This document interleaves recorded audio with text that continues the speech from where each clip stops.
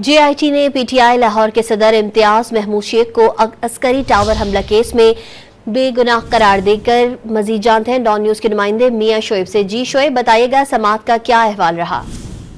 जी बिल्कुल, 9 मई अस्करी टावर हमला केस में 3 मुकदमात में सदर PTI लाहौर इम्तियाज शेख जो है बुरी जमानतों पर समाअत पर अदालत में पेश हुए। बुरी जमानत की मियाद खत्म होने पर जो है इम्तियाज शेख पेश हुए। अदालत ने इम्तियाज शेख की बुरी जमात में जो 6 सितंबर तक तस्दीक कर दी और इस्ताद दहशतगर्दी इरादत के एडमन जज मंजर अली गिल की जानब से केस की समाअत की गई। JIT ने इम्तियाज शेख को असली टावर हमला केस में गुनाहगार करार दे दिया और अदालत ने अपने असली टावर हमला